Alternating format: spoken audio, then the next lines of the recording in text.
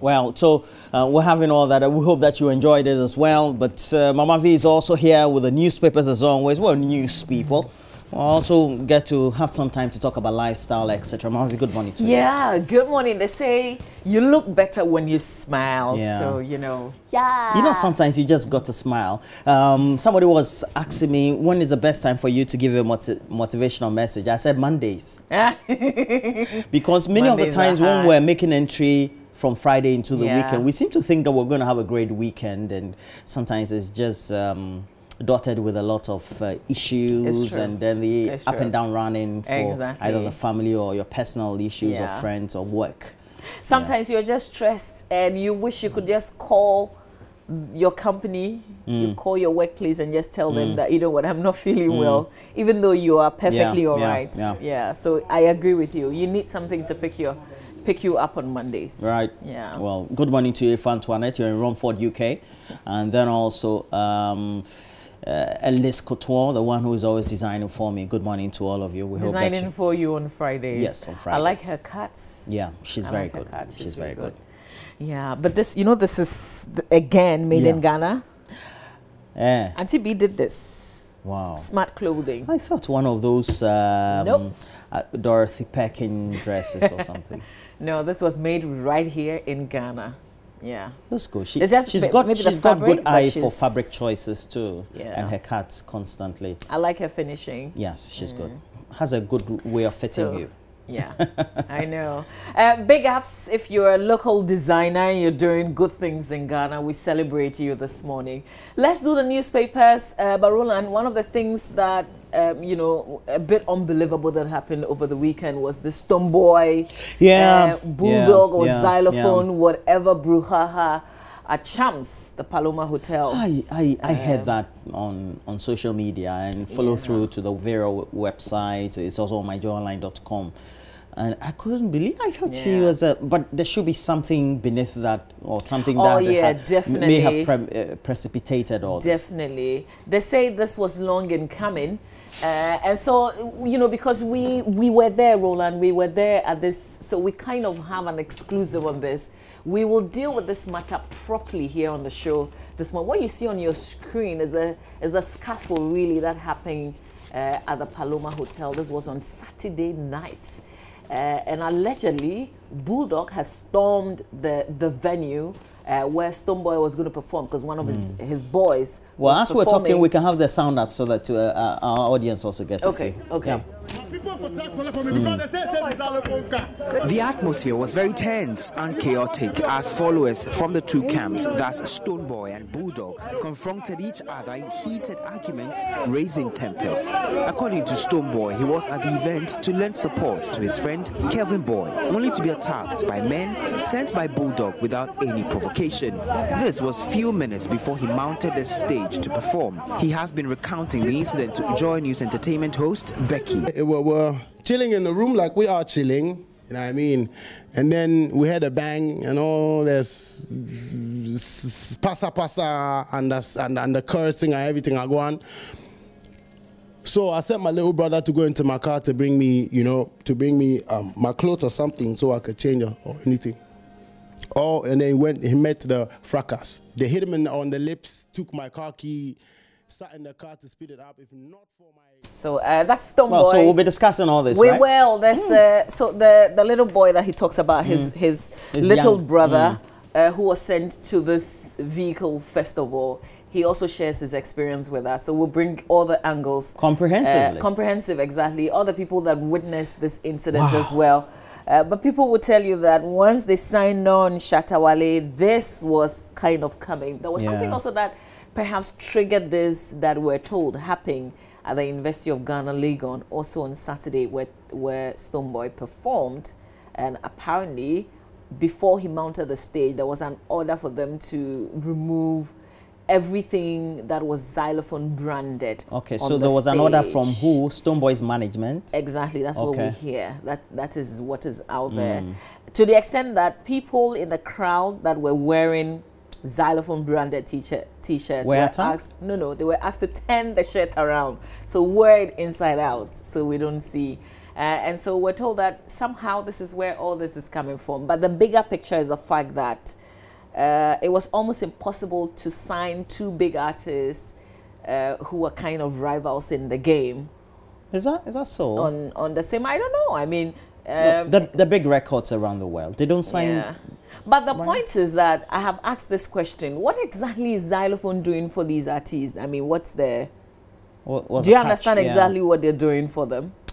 I haven't had some clear insight into what really they're getting also from these deals, but it's also because these deals haven't really been made public. Exactly. No, that's really the point. Unlike in the more developed world, yeah, they bring everything out. Exactly. And it's also for promotional purposes. You know what Sonny is doing for this. You know what Simon Cowell is doing for this artist or the other. Exactly. Yes, but down here, you know, it's not all of them. And then when they want to break off, it's amicable. Yeah. The artists don't usually backbite or bad mouth, so to speak.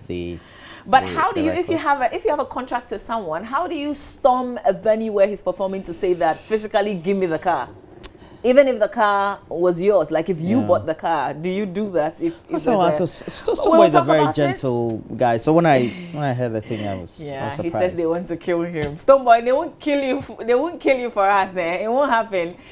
We will talk about this matter a bit later on this morning. But there's also another drama, if you like, that's unfolding somehow because the executive director of the Chamber of Petroleum Consumers, that would be Duncan Amor. Duncan Amor is also making a huge allegation against the managing director of Bost, and he says that his life is also being threatened.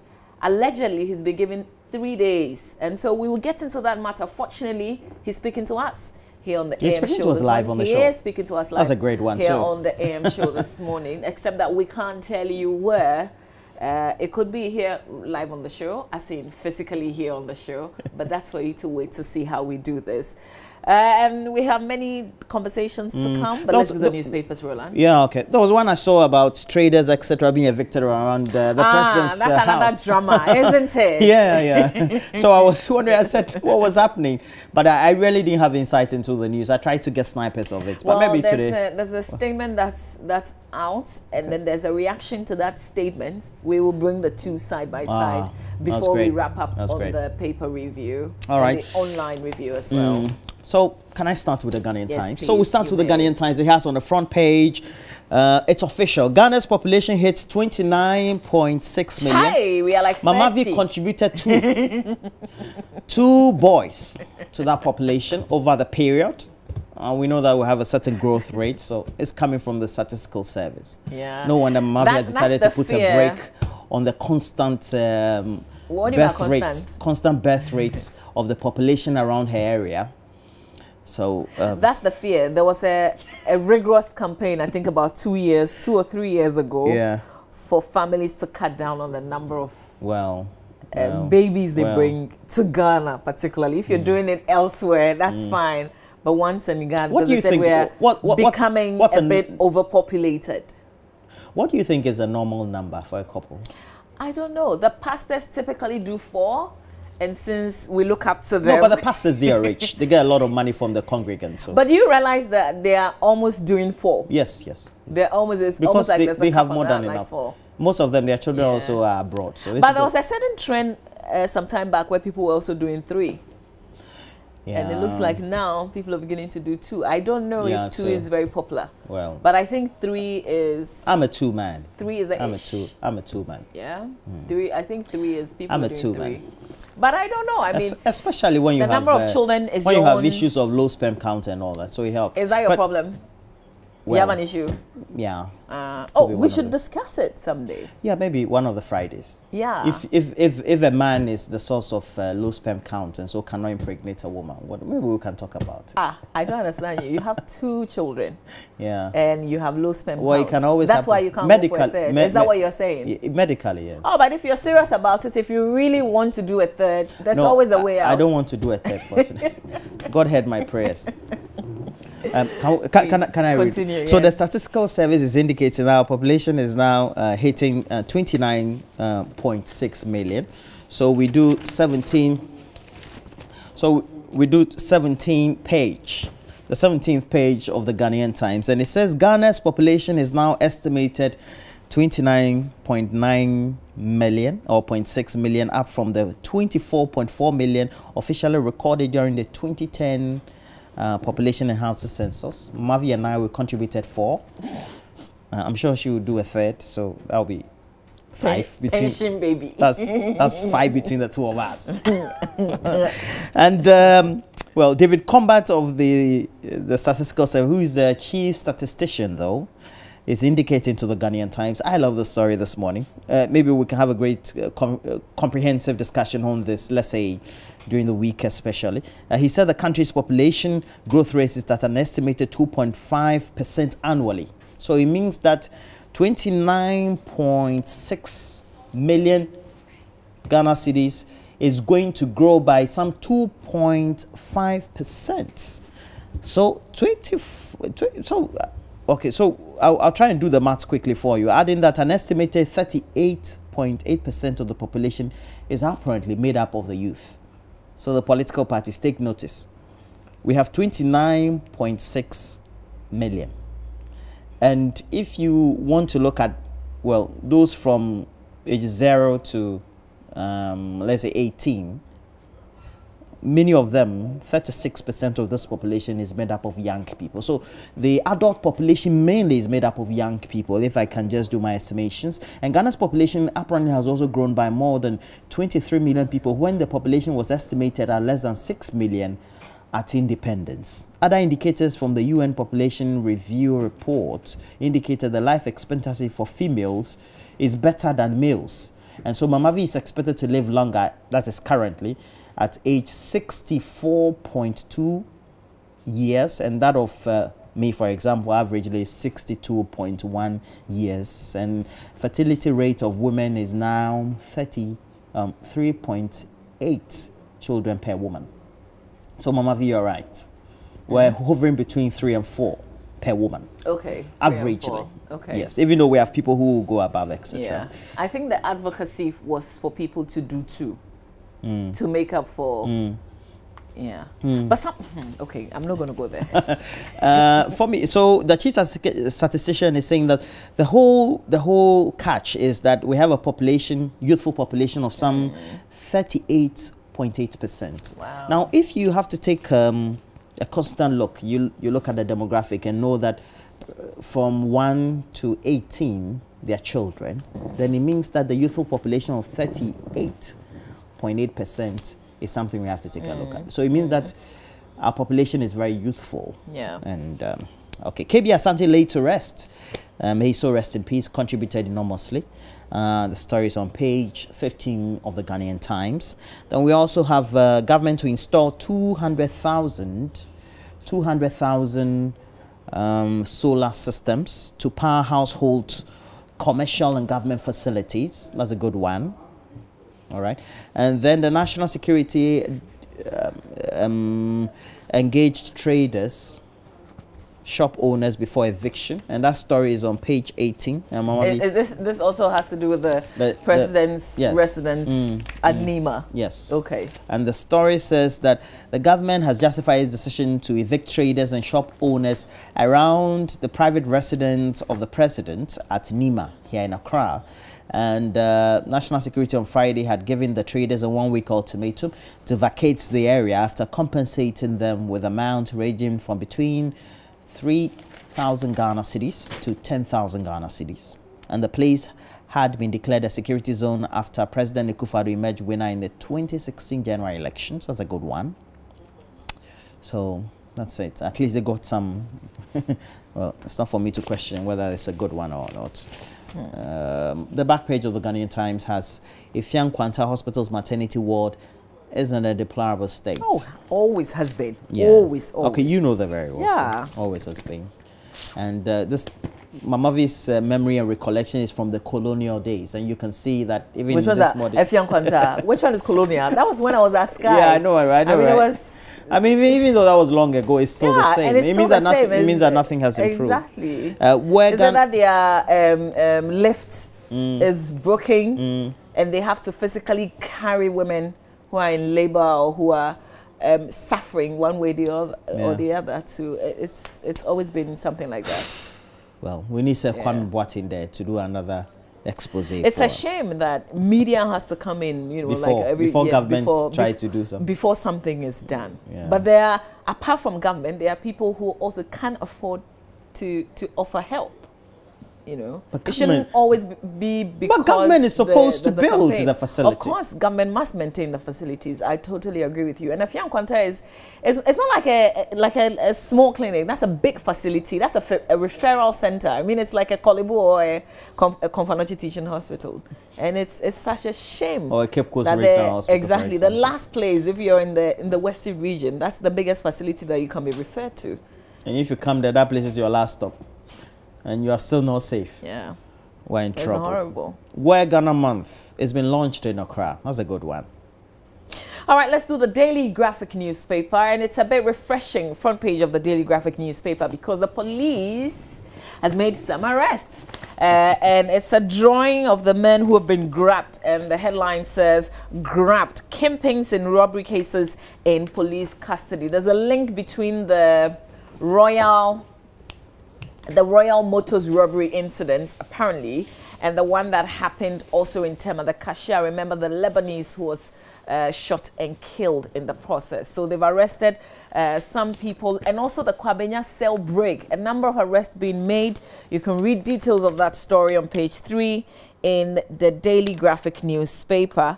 And then you can also look at the drawings on the front page of the paper, the illustration by Davi, to see if you can identify. Perhaps you've had an incident, somebody break into your home, or you've encountered something that you probably might want to look at these faces again and make contacts with the police. Sanitation problem can be solved with attitudinal change, according to Nana Day. That's story on page 16. And then Bank of Ghana drags 30 microfinance companies to EOCO. Definitely a story of interest on page 16 in the Daily Graphic newspaper. A bit of that. Story says the Bank of Ghana has dragged the directors of 30 microfinance companies to the Economic and Organized Crime Office for investigations and prosecution for alleged embezzlement and fraud. The names of the companies are being withheld for security reasons. Among other things, the anti-graft agency will investigate how more than 90 million Ghana cedis belonging to depositors was utilized by the microfinance companies. Okay, so details of that, the scandals. There's a distressed gang in 2015. The Bank of Ghana increased the minimum paid-up capital requirement for obtaining Tier 2 and Tier 3 microfinance institutions licenses from 1 million Ghana cedis to 2 million Ghana cedis. You can read all about it, and how Bank of Ghana is also overwhelmed. All that and all the angles in the newspaper this morning. Abuse of media freedom still high, according to an IEA survey.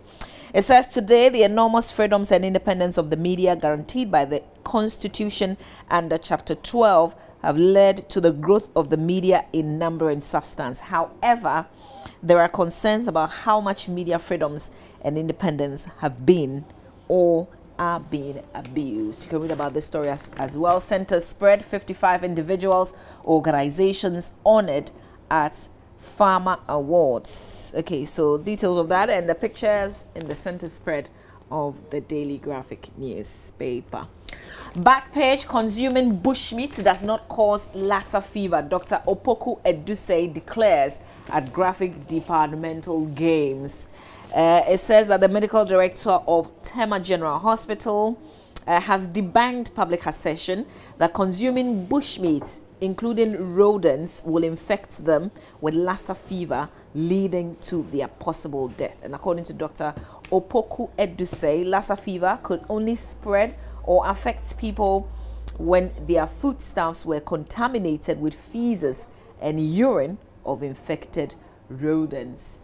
Background to this all contained in this story. Well, let me ask you. Yeah.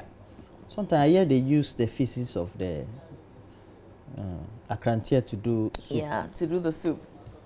You would know. You eat fufu, right? Yes, but okay. I'm not a constant akrantia fan. Yeah, people want to, you know, smell and feel things in the soup, apparently. Yeah, but even if they're going to use it, I think it should be properly cooked.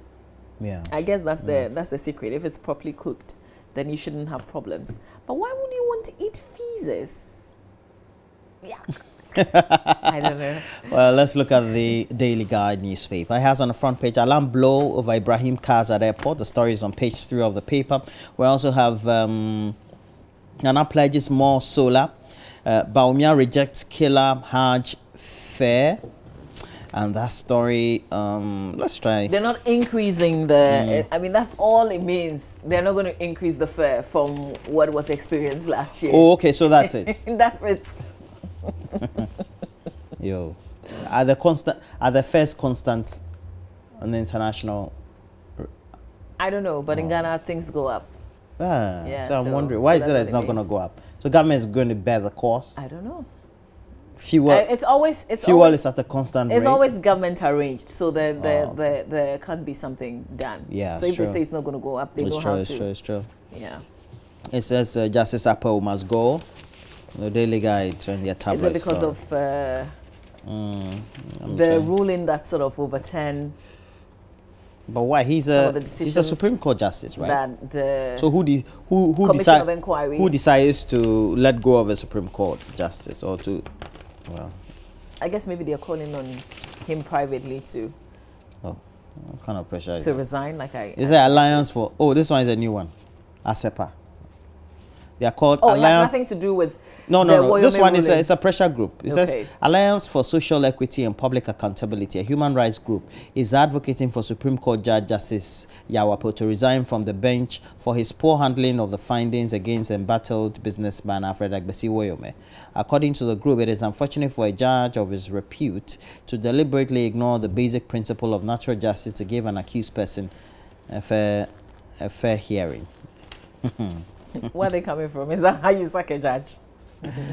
And there's also a story about President's House quarter split. It says there's a sharp division among the squatters in front of President Akufo-Addo's private residence near Nima police station here in Accra, because many of the squatters, Mamavi, say some of them living in containers scattered over a large area are disappointed in their colleagues for creating the impression to some media houses that they were not consulted before the deadline of March 15, which was communicated to them. There's a government website where the president's spokesperson, who is also the Minister of Information, has been outlining a few things. We're going to open the page up and read to you some of the pointers in terms of what Mustafa Hamid has been saying in a bit. But Roland, you finish off what you're doing. And according to the Daily Guide, which spoke to one of the agreed persons, it is not as if everybody is being asked to leave the place before the deadline, Mama V. This person said, we were hosted at the Flagstaff House and those affected were asked what they wanted to alleviate the inconvenience they were going to suffer. It is unfair for the issue to be in the media the way we're hearing it now. We know that the Information Minister in a statement described as falsehood being peddled to the effect that the affected traders and artisans were given only a week to vacate the location. Yo, we're here. Now let's go to. Okay, there's no center spread today, so we're gonna read the statement that's been issued by Mustafa Hamid. Okay. There you have it. So it says that government's attention has been drawn to news items on the media landscape about the eviction of traders in quotes in front of the president's house in Nima, and wish to state as follows. 1. Prior to Nana Akufo-Addo becoming president of the Republic, there was a taxi rank, an artisanal shop, and traders operating in front of his house. After being declared winner of the 2016 election and before the president swearing in on 7 January 2017, the taxi drivers on their own volition moved their operations away from the president's residence, realizing the implication of the operations for the security and safety of the president. 2. In view of the security implications of the operations of the traders, the artisans, national security proceeded to engage with them and compensation packages of varied sums were agreed on. President Akufo-Addo has taken the view that the national purse should not be burdened on a matter such as this and has gone on to pay these compensation from his personal resources. 3. A group of artisans describing themselves as, quote, the junior masters, unquote, who were not beneficiaries of the initial compensation, in a letter to President Akufo-Addo dated 25th February 2018, appealed to the President to be included in the compensation package, a request to which the President has accepted. 4. It is important to note that extensive consultations were undertaken between the Office of the President, the National Security, and the traders and artisans before the implementation of this decision. It is completely false that only a week's notice was given to the traders and artisans to move from their current location. Indeed, the leadership of the artisans and traders requested for a 6-week grace period from National Security beginning from the last week of January 2018 to enable them move. Clearly, this request has been met. And 5, the National Security is continuing with the engagement process in order to ensure that their movement is done in a manner that accommodates their welfare as citizens of Ghana. And this is signed by Mustafa Abdul Hamid, Minister for Information and Presidential Spokesperson.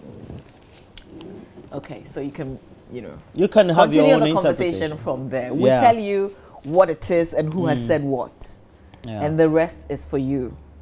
Well, so let's do the final newspaper. Front page of the final real quick. On solar, we're told that 227.5 megawatts to be added in 12 years. Our president is in a handshake on the front page of the paper with the Indian Prime Minister. Ghana to manufacture and assemble solar energy systems and accessories. That is the revelation. 3 Ghanaian females top 2017 WASI. Goyle Court Registrar orders, it's Goyle Court Registrar or Registrar others sued over property sale. And then traders around Nana Addo's home asked for 6 weeks to vacate, according to government. We brought you the full details of that statement. No increase in fares for 2018 Hajj, according to Vice President. So in simple terms, Roland, that's what I said. They are not increasing the fares if you want to embark on Hajj this year, basically. To the Holy Land of Mecca. All right, so that's it for what is in the final newspaper in terms of the stories on the front page. Okay, we have to do the Daily Dispatch, then we'll go and do the online portal. So let's quickly just run through the Daily Dispatch newspaper. It has on the front page, ban on small-scale mining to be lifted in March 2019. And then we also have Ghana recycles apparently only 2% of the 22,000 tons of plastic we generate. So it's time to ban plastic bags, is a question being asked. Kenya did it and we're all praising Kenya. Yeah. I hear it's backfired. It has? So I hear.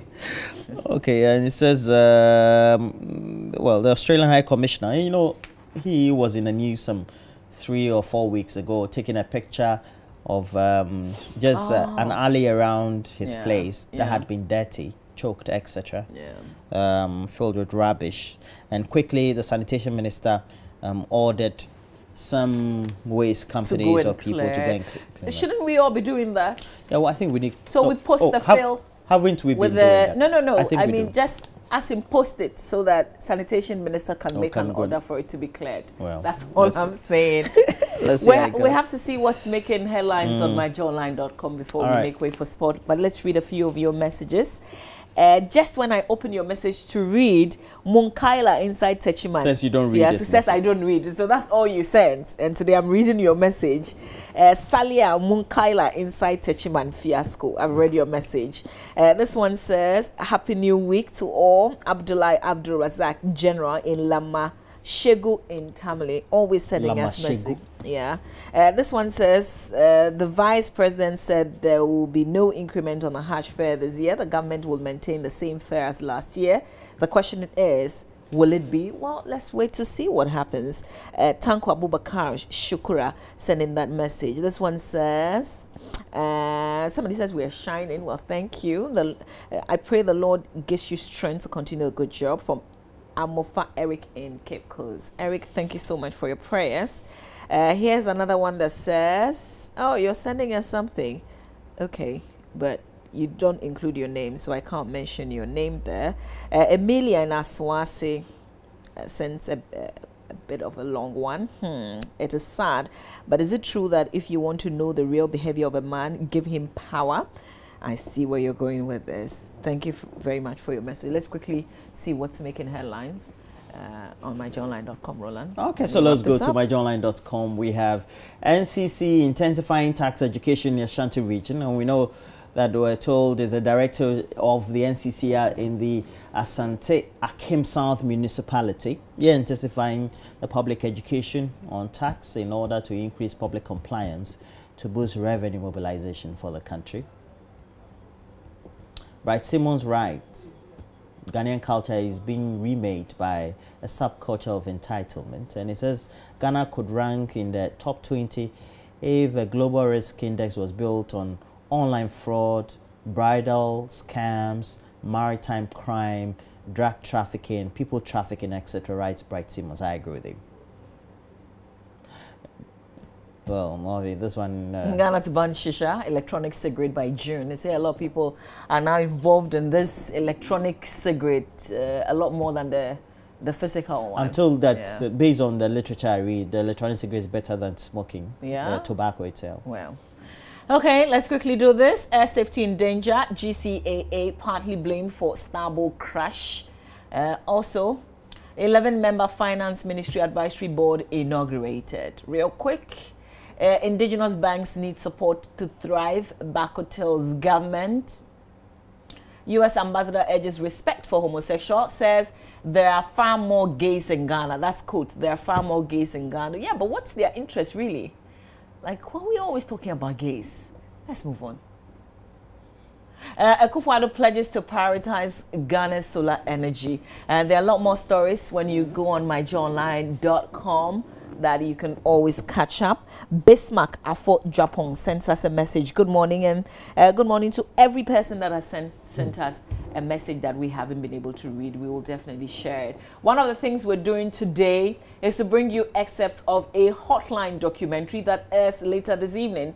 The good thing about being on the AM show is you get to experience a bit of the longer version of what we'll play to you. But Erastus Asari Donko brings us this Hotline documentary. We'll speak to him live.